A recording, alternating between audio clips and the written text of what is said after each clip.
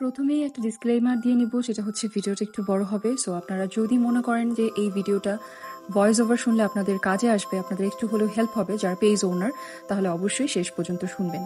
আর যদি মনে করেন যে আপনাদের কাজে লাগবে না, আপনারা সবাই জানেন, তাহলে আপনারা স্কিপ করতে পারেন।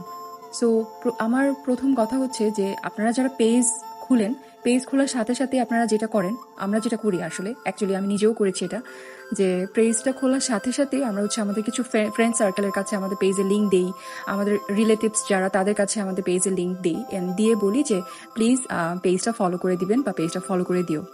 বাট এইটা হচ্ছে সবচেয়ে বড় ভুল, সবচেয়ে বড় ভুল, যে আমরা বিশ্বাস করি যে তারা আমাদের কাছের মানুষ, তারা আমাদের এইটুকু হেল্প তারা করবে যে একটা ফলো দিয়ে রাখবে। হ্যাঁ, তো সেক্ষেত্রে আমাদের ফলোয়ার্স বাড়বে, রাইট? আমরা এটাই তো চিন্তা করি, সেই চিন্তা থেকেই কিন্তু আমরা তাদেরকে আমাদের পেজের লিঙ্কটা দিয়ে থাকি।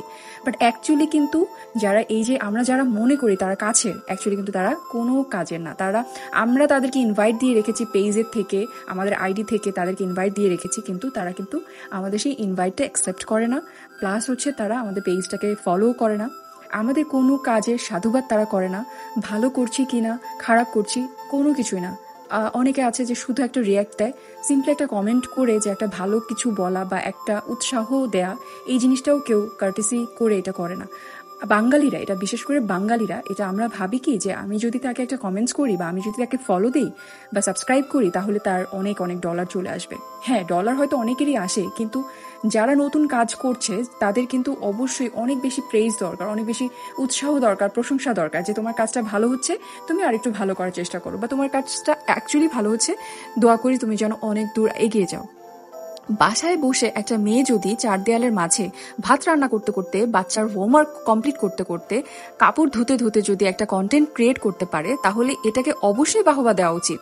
নাকি আপনি তার কোনো পোস্টে কমেন্ট না করে, তাকে কোনো উৎসাহ না দিয়ে দূরে থাকবেন।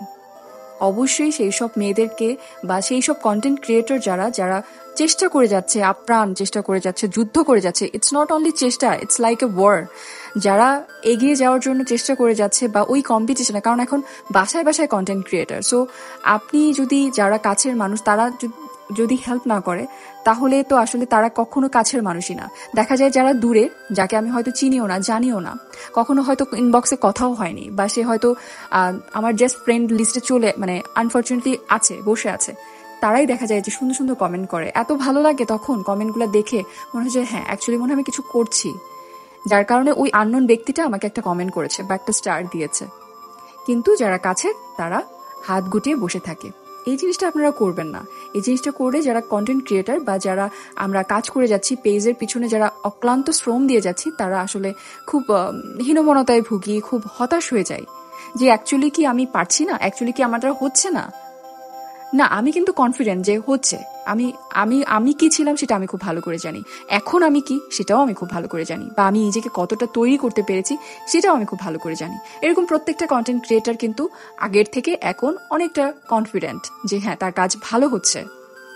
তো আপনারা যারাই আমার এই ভিডিওসটা দেখবেন, অবশ্যই তাদেরকে সাপোর্ট করবেন। নতুন যারা আসছে তাদেরকে সাপোর্ট করবেন, লাইকস করবেন, কমেন্ট করবেন, অবশ্যই একটা ছোট্টখাটো একটা কমেন্টস করে যাবেন, এতে তাদের ভালো লাগবে।